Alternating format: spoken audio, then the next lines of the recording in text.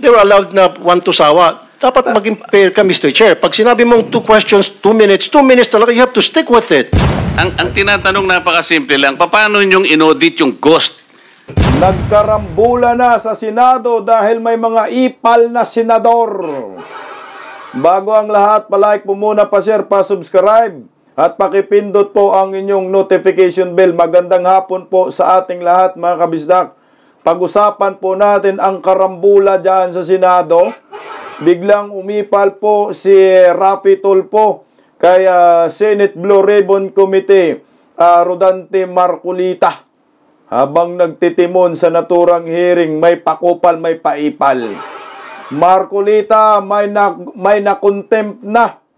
At meron na pong lalabasan ng warrant of arrest na dapat po ay maaresto na itong mga oplok na ito.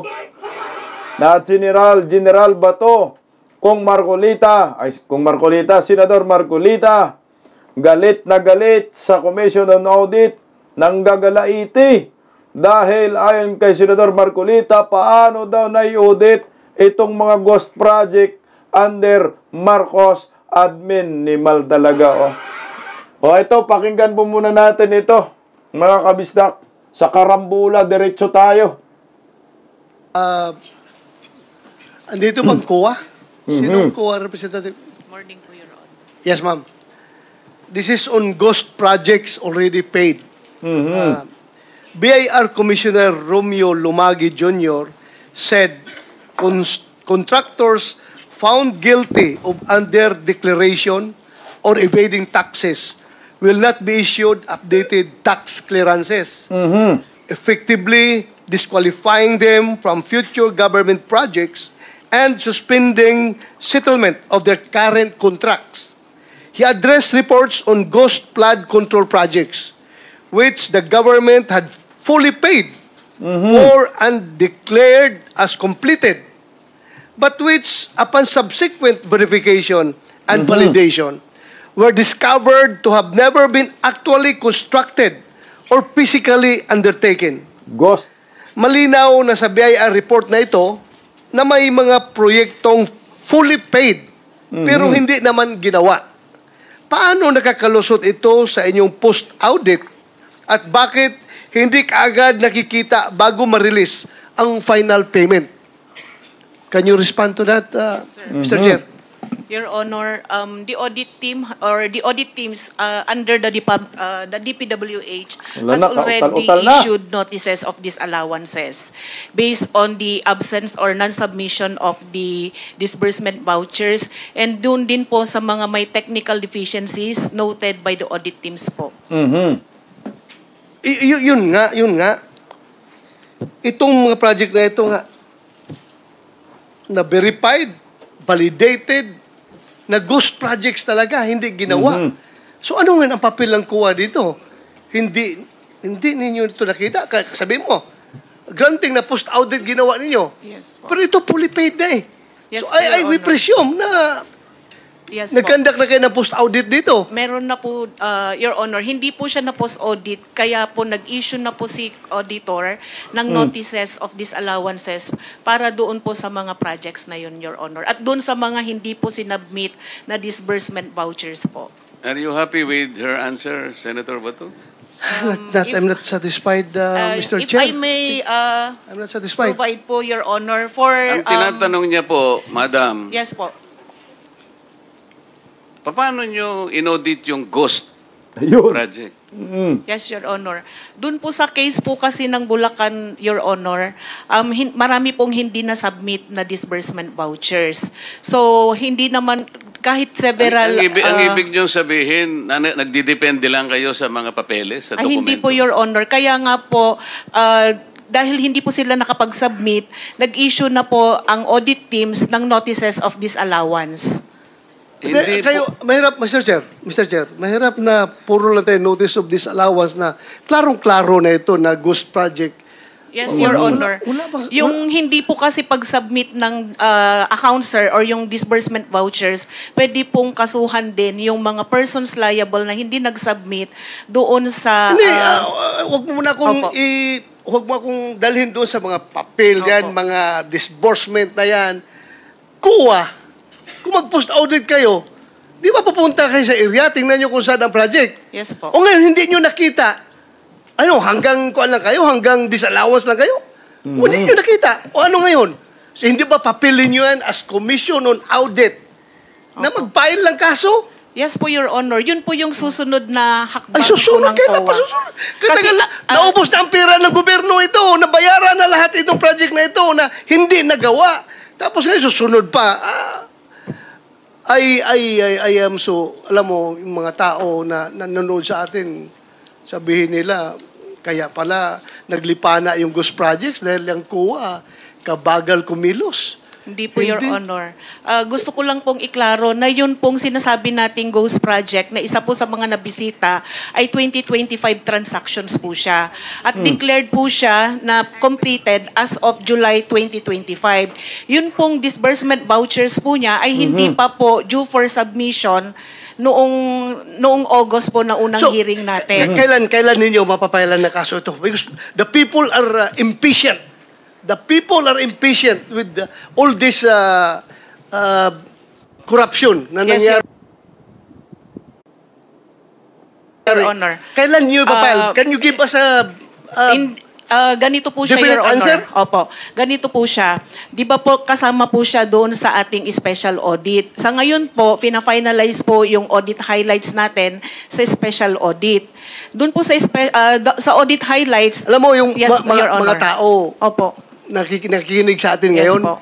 hindi pasok sa utak nila yung special, regular audit or what. Yes po. Ang tanong ko sa iyo, kailan nyo tumapailan ng kaso? The soonest possible time po, Your Honor. What is the soonest time? Dahil i-issue po ngayon yung ating Kaya, what is the soonest time? Estimate. this month po, Your Honor. This month. Opo. Mapailan nyo ito ng kaso? Opo. Wala. Napasok talaga ng mafia ang Pilipinas. Ang ating bansa ay pinasok ng mga sindikato mafia. Kasabwat itong mga to, mga DPWH, kongresista, Commission on Audit, Department of Budget Management, Palacio de Polvoron.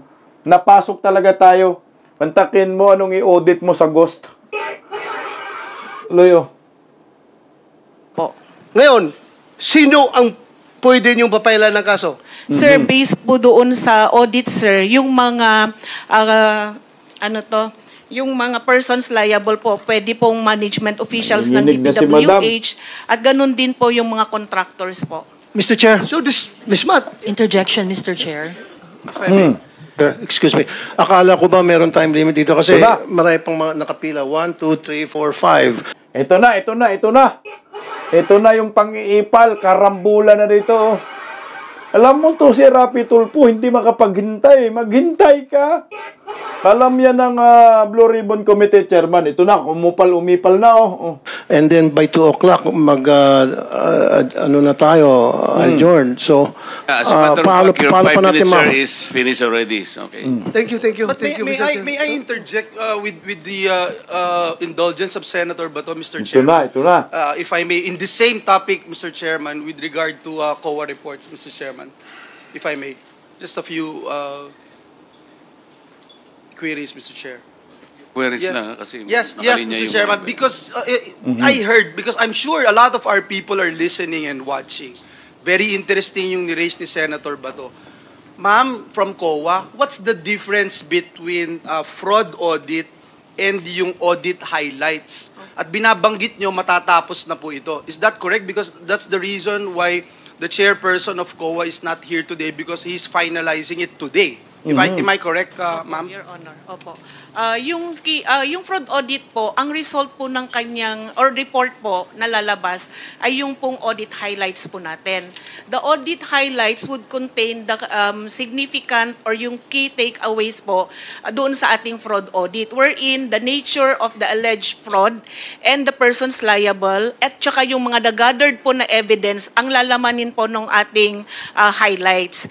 Kailangan po ng due process, sir, sir, kailangan po munang ipa-receive doon sa mga persons liable para po mag-comment po sila at magbigay din po ng kanilang panig. Yes, now I understand. Okay? So, si Senator Bato, tinatanong niya yun, dun sa audit highlights, dun makikita yung nature ng alleged fraud, yung evidence gathered, and the parties involved. Am I correct? So, matatapos na po yan. Mr. Chairman, if I may respectfully move that we subpoena itong binabanggit ng ating guest from COA, yung matatapos nila na fraud highlights, immediately i-furnish ng copy itong Blue Ribbon Committee, even, Mr. Chairman, even while awaiting the response of the respondents. And also, once they responded, Mr. Chairman, we'd also like to subpoena the copies of the responses of the respondents as soon as they are submitted to COA. I so move, Mr. Chair. Mr. Chair, Mr. Chair, excuse me. Mr. Chair, because the last time I was here, I was only allowed 2 questions by you. And yet, mga kasamahan ko rito, bilang respeto sa mga kasamahan ko, they were allowed na 1 to sawa. Dapat maging fair ka, Mr. Chair. Pag sinabi mong 2 questions, 2 minutes talaga, you have to stick with it. You're not being fair, Mr. Chair. I am fair kasi nandito ka sa... No, kasi nung last time, sabi mo sa akin 2 questions lamang. Sabi mo 1 question. Sabi ko, tinitipid mo ako, sabi mo 2 questions. And now, pinapayagan mo kahit na ilang questions. Be fair, Mr. Chair. Teka muna, bago tayo magkaroon ng impression na walang fair dito, noon, sinabi ko na in the earliest statement na como nag-uumpisa tayo noon at kinakailangan nating mabakate ang plenary at exactly 2:15, kaya tayo nagmadali. Kaya naman sabi ko sa inyo, pasensya na muna. Ngayon, sa dami ng gustong magtanong, kaya binigyan natin ng tigpa 5 minutes ngayon. Kaya lang, I am following a schedule here. Ito pa yung nandito kung wala na si Senator Marcos. Tapos ka na. Mr. Chair. Mr. Chairman, I akala made ko the po ako motion, yung sunod Mr. kay Chairman. Senator. Alam mo to si Bato, papasakit ka ng ulo kay Rapi Tulfo. Alam mo, masyadong bastos lang to si Rapi Tulfo, no? Kasi siyempre itong si Villanueva, meron lang mahalagang inquiry. Inquiry lang naman, dapat pagbigyan mo para makagawa kayo ng magandang investigasyon. Ang problema kasi gusto mag-grandstanding, kaya nang babastos. Walang tiwala kay Marcolita. Hayaan mo yung Blue Ribbon Committee Chairman. Alam niya yung ginagawa niya. Hindi 2 minutes, 5 minutes pala. Kaya kumupal siya kasi akala niya 2 minutes. Pero makaparatang siya na hindi pata si Marcolita. Tangingot na na Tulfo na ito. O, tingnan mo, binadtrip pa rin siya ni Bato dyan. Tuloy natin, I have a pending motion, Mr. Chair. I second the motion. And to be Kasi seconded, Mr. tapusin Chair. muna natin yung bitin na kasi hindi tayo, na para tayo nagpapatintero, Madam Correct. COA Ang tinatanong napakasimple lang, paano nyong inaudit yung ghost? Ayun. Bago po bayaran ng COA yan, pipirma ang resident auditor. Pati yung area auditor ninyo, meron kayong area director Ibig nyo sabihin na bayaran ito nung walang pumirma na auditor? Yan sana ba? Hinayaan muna ni Tulfo kasi mahalaga yun Paano nga ba na i-audit yung ghost? Ayaw nila yung tanong na yun. Nang malaman natin kung sino yung nag-audit sa mga ghost, mga impacto ba, mga satanas ba nag-audit, mga demonyo. Ang bira ka naman, Tulfo. Makaipa lang ba kasi natabunan na siya Hindi na siya pinapalag. Tuloy tayo dito. Auditor? Your Honor, ganito po yung procedure natin.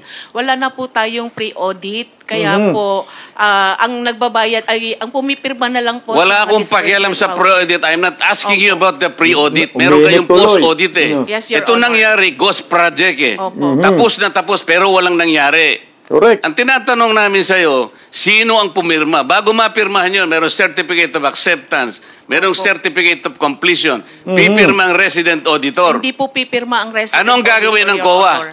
Post-audit nga lang po. Kaya po... Ano nga yung post-audit? In your charter, Opo. magkaintindihan tuloy. tayo.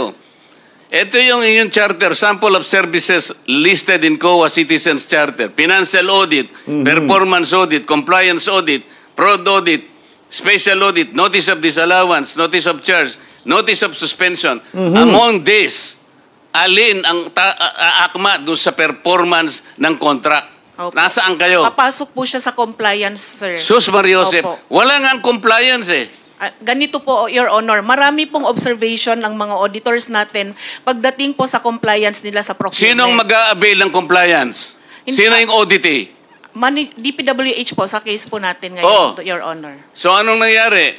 Marami pong observation ng mga auditors natin, sir, pagdating po sa compliance nila ng 9184. Kapag ba ang chairman mismo pumunta rito, he can present better questions than you, answers than you? Pareho lang din po yung isasagot, Your Honor. Kasi ganun Pareho po yung proseso isasagot natin. Opo. O, sandali lang. Let us follow the... Mr. Chair. Mr. Chairman, Mr. Chair. I'm now being tempted to raise a point of order, Mr. Chairman. I made a motion duly seconded, Mr. Chairman. kasi nga kung... To subpoena, Mr. Chairman, today, Mr. Chairman, I'm asking it today because they said they if that fix will it help us, today. okay. Any second? Yeah, it was already seconded, Mr. Oh, there's a motion and there's second. The motion is approved. Then let's Thank you, continue Mr. with Chairman. the questioning. Mr. Chair. Sir, kasi yung 5 minutes ko, maraming sumingit. Last na lang, isa lang. Hindi, kasi wala, hindi na- Ang kulit mo ba to? Sumasakit na ulo ni Rapi sa'yo, yari ka. Last na lang daw, last na lang. O, tuloy o. Hindi na makakaano itong mga kasama natin. With the permission of Senator Tulfo.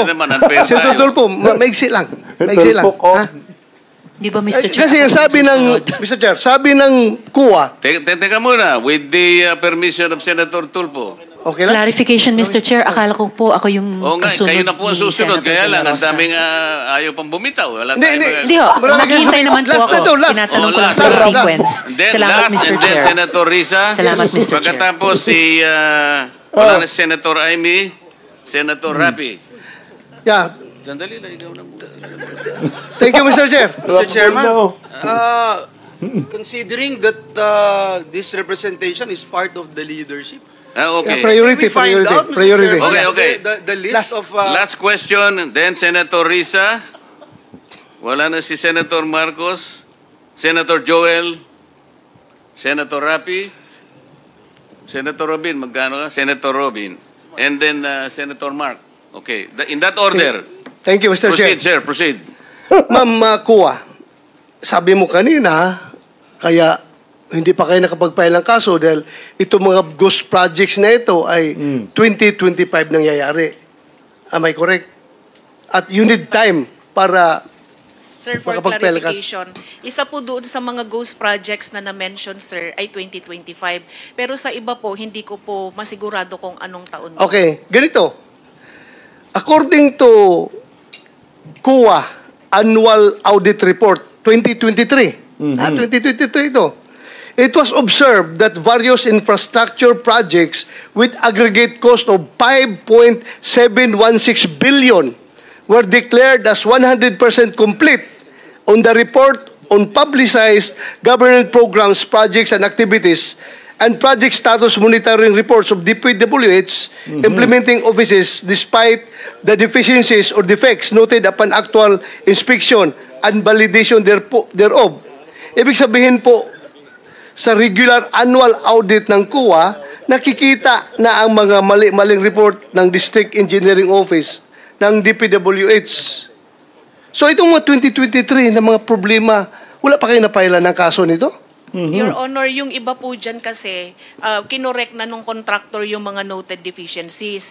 Yung iba naman po, nagbayad na po yung mga persons liable. At doon sa mga nakorek, kahit nakorek po, meron din pong mga pinataw or nakolektang liquidated damages po.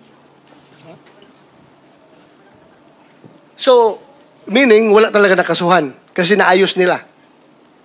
Naayos nila ito lahat. Kasi 5.716 billion pesos na projects. Sabi maraming deficiencies.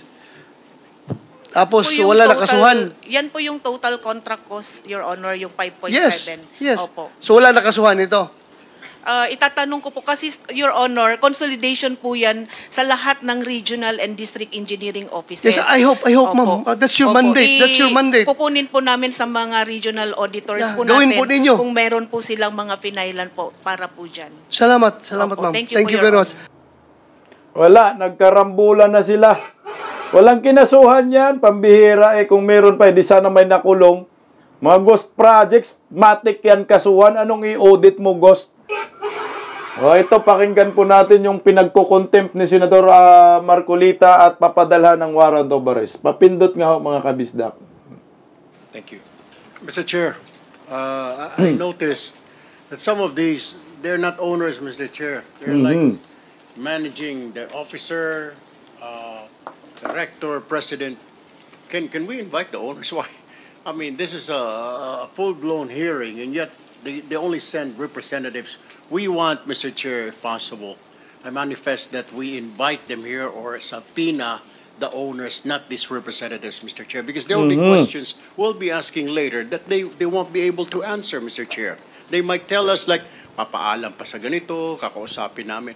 We need the owners here, the proprietors, Mr. Chair.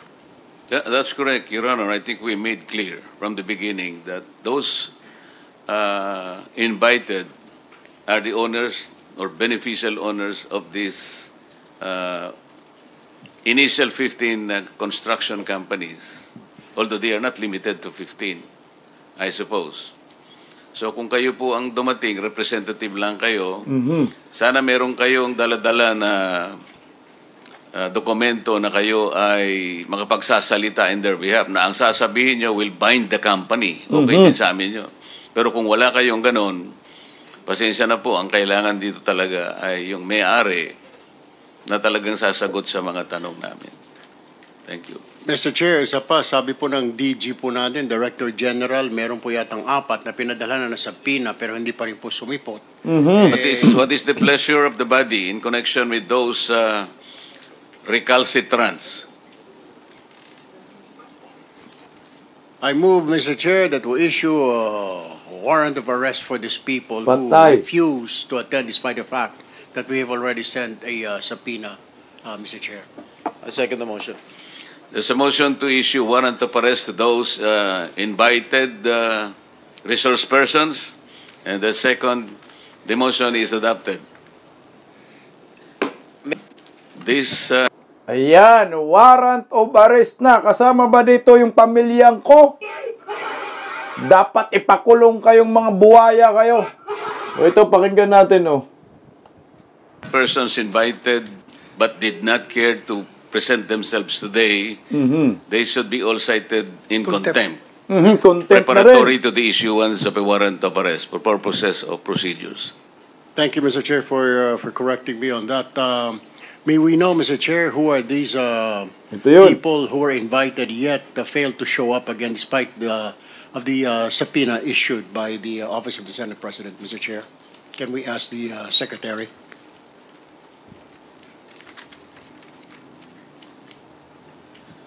Your Honor, if I may proceed. A subpoena was served on Maria Roma Angeline Rimando, owner-manager of St. Timothy Construction Corporation, August 22, 2025. She is not here.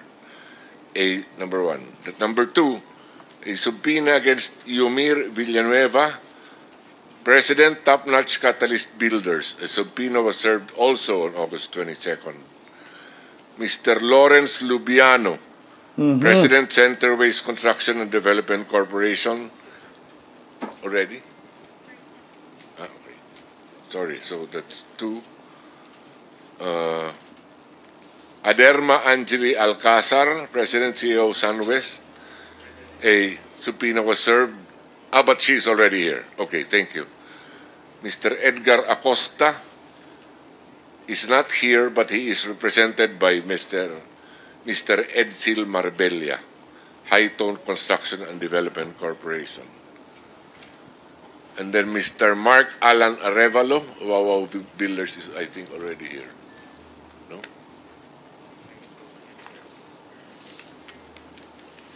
Mr. Chair. Sir? Thank you. If the motion of Senator Tolpo was recalled, then may I move to cite in contempt all these absent invitees so that warrants can be issued against them, Mr. President, Mr. Chairman? Second the motion. So, there's a motion, and it has been seconded that all persons invited and properly served with subpoena but did not appear in today's hearing are all cited in contempt in preparation for the eventual issuance of a warrant of arrest. Thank you, Mr. Chair. Okay, dali dito yung ano. Dali dito si Siko. Yung Highton nabanggit ha. Pero yung ano, St. Timothy, I think humabol si Maria Roma Angeline, humabol po yun.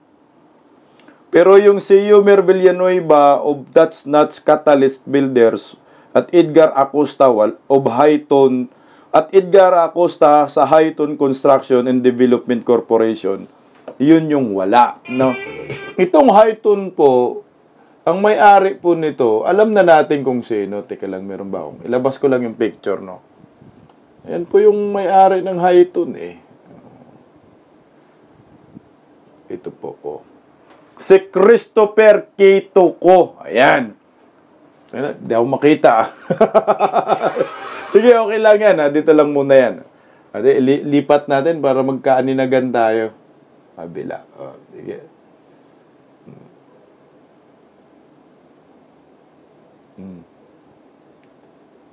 Ayan po ha. Si Christopher K. Tuco, yan po yung may-ari ng Highton. Kongresista po rin yan. Kay Saldico po yan, kapatid. So ngayon, kailangan po kayong lumabas, magpakita kayo. Pero iba po yung nilagay dito eh. No? Kasi sabihin, nag-divert na rin kami. Ganun lang naman, nag-divert na ganun po kami. Nag-divest na po kami.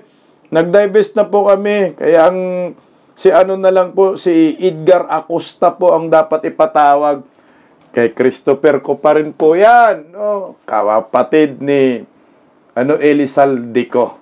Dapat makulong na tong mga to. Pakinggan muna natin si Senador Marcolita. Ulitin lang po namin dun sa mga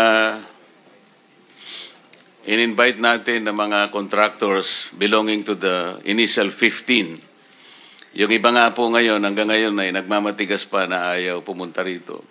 Para po maipakita namin ang kaseryosohan ng pagdinig na ito.